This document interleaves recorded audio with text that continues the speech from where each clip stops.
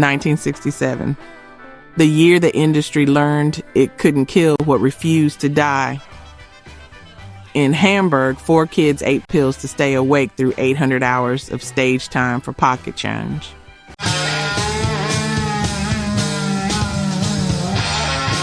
In a New York studio, a man sang the same song 22 times because the first 21 weren't honest enough.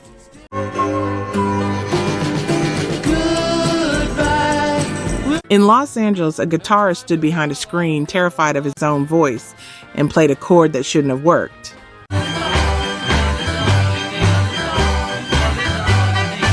These weren't accidents. They were the sound of people who had nothing left to lose and everything to prove.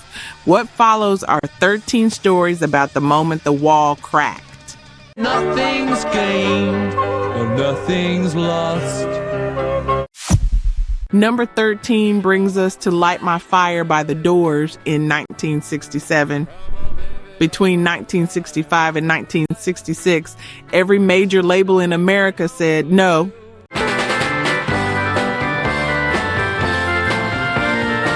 Columbia turned them away. Their demo deal fell apart.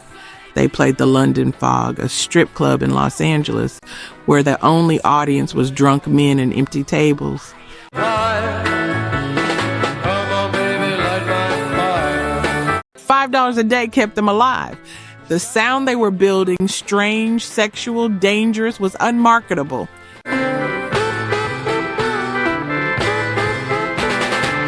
No one wanted it. Then Jack Holzman at Elektra Records bet $10,000 on a band everyone else had written off.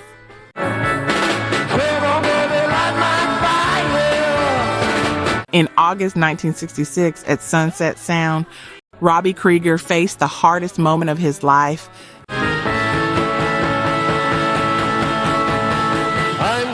Jim Morrison pushed him to write his first real song, 7 minutes long.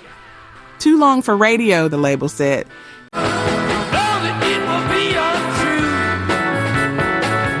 Krieger risked everything he didn't yet know he had. The song hit number 1 in 1967.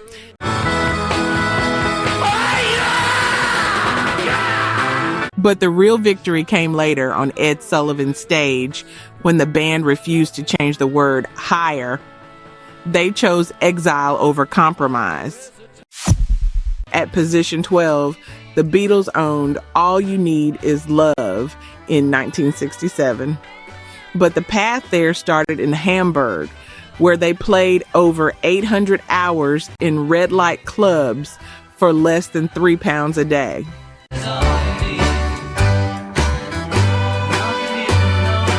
They took pills to fight the exhaustion. They faced Dick Rowe at Decca Records, who told them guitar groups were finished.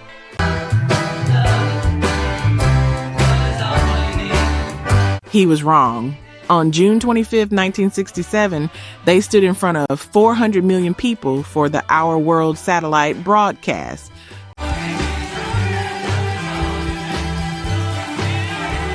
One take, live, no safety net. John Lennon's voice had to be raw and perfect at the same time.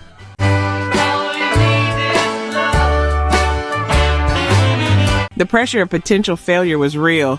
The song won number 1 in 10 countries.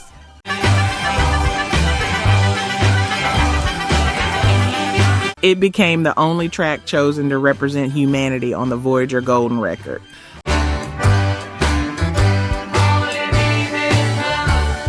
Yet the triumph carried a scar.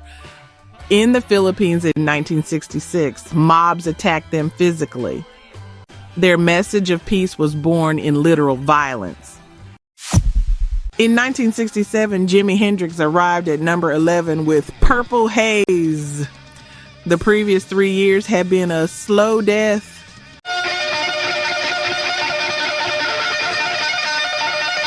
He earned $10 a night as a sideman on the Chitlin circuit. Little Richard fired him for wearing clothes that were too bright.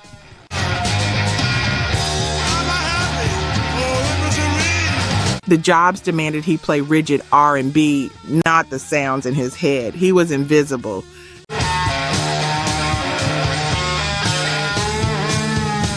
On January 11th, 1967, at Delane Leaf Studios in London, producer Chaz Chandler used his last personal money to fund the session.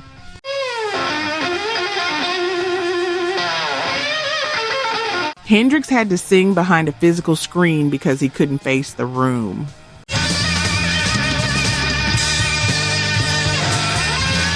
He played an E7 sharp 9 chord, dissonant, wrong by every standard, right by every instinct.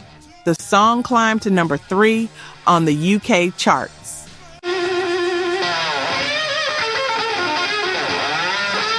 Years later at Monterey Pop, he burned his Stratocaster. It was the only way to make people hear him. That fire still burns. Position 10 belongs to the Rolling Stones and Ruby Tuesday in 1967. Between 1963 and 1966, the British government used the legal system like a weapon. 12 drug raids, a 1,000-pound fine for public urination, constant police surveillance. The establishment wanted to bankrupt them and break their reputation. Don't question why she needs to be. They played over 200 shows a year just to survive. They were public enemies. Lose your dreams and you may lose your mind. On January 18, 1967, at Olympic Studios, Brian Jones made a desperate move. His guitar skills were failing. Who could hang a name on you? He picked up the recorder instead, one instrument he'd never mastered. The song needed softness after the "Let's Spend the Night Together" scandal nearly got them banned from American radio. It's such a call. The gamble worked, number 1 on the Billboard Hot 100. Delinquents became artists overnight. Number 9 holds White Rabbit by Jefferson Airplane in 1967. Grace Slick spent 1965 and 1966 hauling a heavy Vox Continental organ into small San Francisco clubs.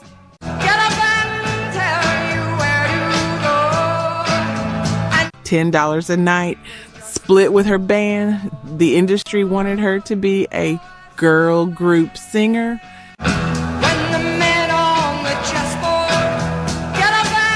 She despised that image. On November 3rd, 1966, at RCA Victor Studio A in Hollywood, she staked everything on one take of a song her previous band couldn't sell.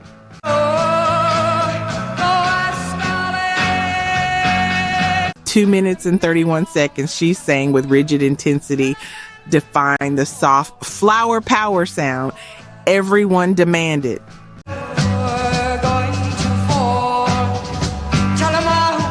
The track propelled her album to number 3. She became the queen of acid rock.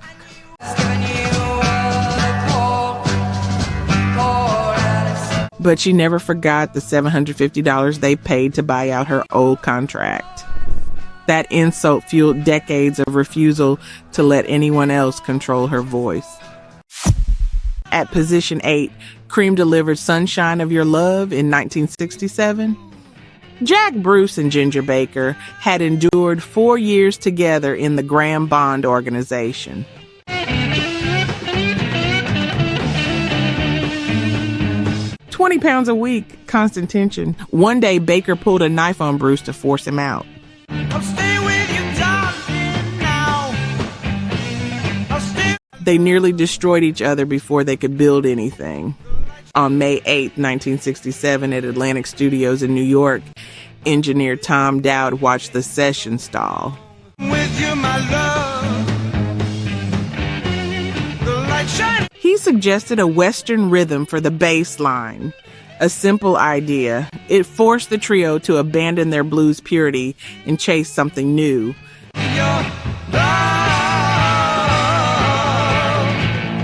Their U.S. visas were expiring. This was the last chance. The song went gold. I've been waiting so long. It anchored a 15 million unit catalog. but the cost was real. 37 years of silence between their 1968 breakup and 2005 reunion. Number 7 brings us to Procol Harum and A Whiter Shade of Pale in 1967.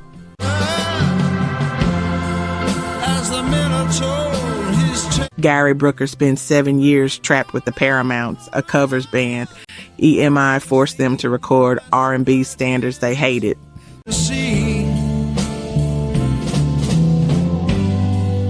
11 failed singles, playing seaside resorts to pay off equipment debts. His creative life was being erased.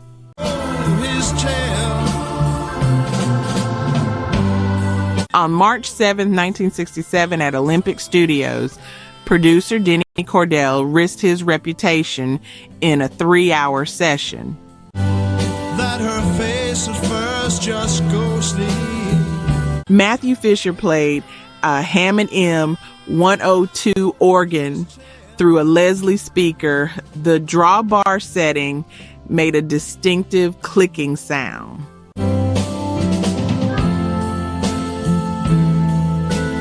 A Bach-inspired funeral dirge became a desperate gamble for artistic meaning. The song moved 10 million units. They might just as well have been closed. It holds the record for the most played track in British public spaces over 75 years.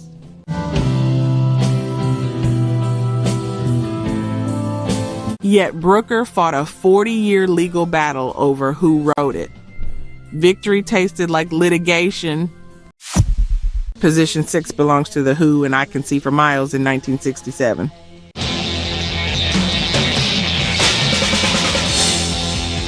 Pete Townshend endured 3 years without a U.S. top 10 hit.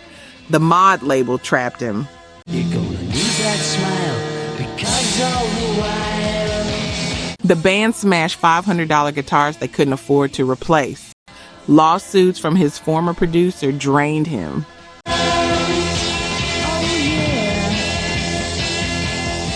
He was stuck. On October 11, 1967, at Gold Star Studios in Los Angeles, Townshend wagered his reputation on a mono mix of a Rickenbacker 360/12. That you still want me? Well, that says maybe, but you gotta 19 layers of distorted power chords. He believed this was the ultimate pop masterpiece, the recording that would finally prove they were serious artists, not vandals. I could see for miles and miles. I could see for miles. The song peaked at number 9 in the UK. Townshend said the rejection permanently damaged his faith in the mainstream. But those distorted chords became the DNA of heavy metal. At number 5, Pink Floyd owned See Emily Play in 1967. For 24 months, they played Interstellar Overdrive at the UFO Club for less than £15 a night.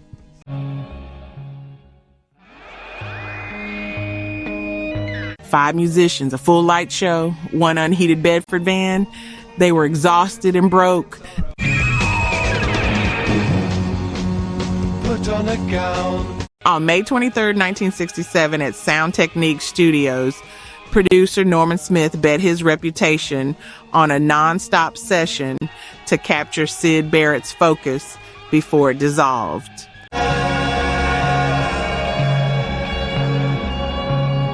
The label thought the psychedelic pop sound was unmarketable noise. They risked the band's 5,000-pound EMI advance on Barrett's fractured vision.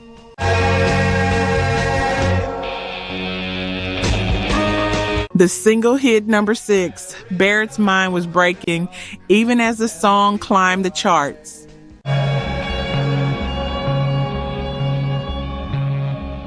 He left in 1968. The band went on to sell 30 million copies of The Dark Side of the Moon. Their greatest triumph was built on the scar of losing him. Number 4 holds Happy Together by the Turtles in 1967. For 12 months, they released single after single and watched them fail.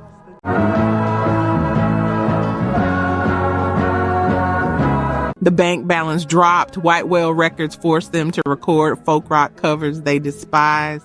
The only one for me is you, and you for me. So They felt like puppets. On January 24, 1967, at Sunset Sound Recorders, they gambled their last money on a demo every major label in Los Angeles had rejected. for me is you, and you for me. So happy together. Howard Kalin and Mark Volman sang the harmony parts with such precision and aggression, they intended it as a parody of the sunshine pop the industry demanded. And you and me, no matter how they toss the dice. The song reigned at number 1 for 3 weeks. It dethroned the Beatles, Penny Lane. No matter how they toss the dice, it had to be the only one for me. The victory was real, but the band spent years fighting for the right to use their own name. No matter how they toss the dice, it had to be the only. Modern independent artists cite their 1960s court victories as the precedent for reclaiming their masters. Position 3 belongs to Small Faces in Itchy-Coo Park in 1967. Between 1965 and 1967, they were trapped in an exploitative contract with Don Arden for £20 a week. I tell you what I'll do. What will you? I'd like. Over 300 shows a year in a cramped Commer van, their debut hits generated 0 royalties. To groove about my Santa Claus. They had to break free violently. On June 2nd, 1967, at Olympic Studios, engineer Glenn Johns used 2 Ampex tape machines to create a manual flanging effect for the middle 8.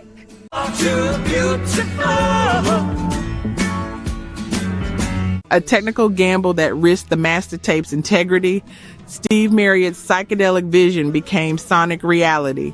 Why go to learn the words of The song hit number 3 on the UK charts and sold 250,000 copies in the first month. to blow my mind? Get hung up, beat the text with a bum. Marriott refused to be a teen idol. His defiant independence became the standard for British rock credibility. At number 2, the Moody Blues delivered Nights in White Satin in 1967. Between 1964 and 1966, they faced a 5,000-pound debt. Thoughts they cannot defend. Decca forced them to perform R&B covers they despised. 2 founding members left. The band nearly dissolved.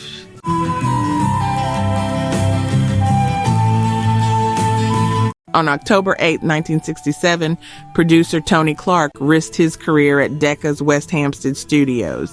White satin, never reaching. The label demanded he record a Dvorak demonstration. He refused.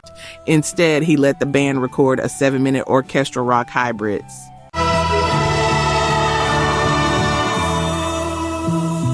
Executives called it unplayable for radio.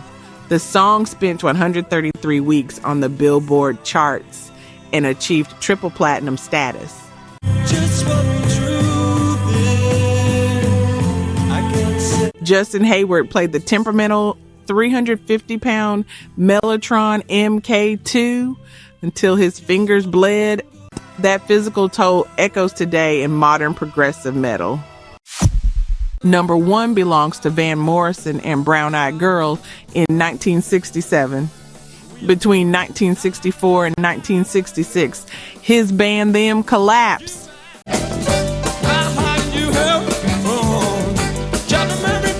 Bang Records signed him to a predatory contract that paid 0 royalties. He survived on $50 a week.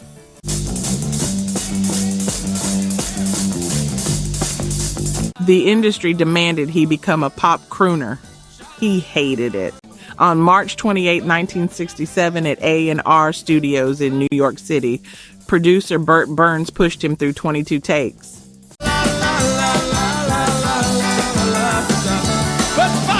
The song was originally titled Brown Skinned Girl, Morrison fought to keep the real lyric.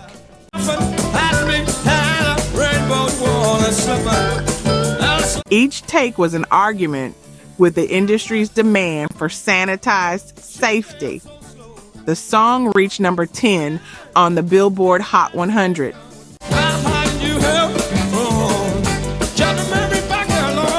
Morrison claimed he never received a penny from the initial sales.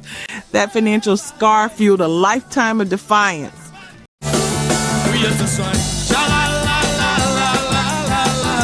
He established the Morrison model of fierce independence that artists like Taylor Swift and Prince follow today.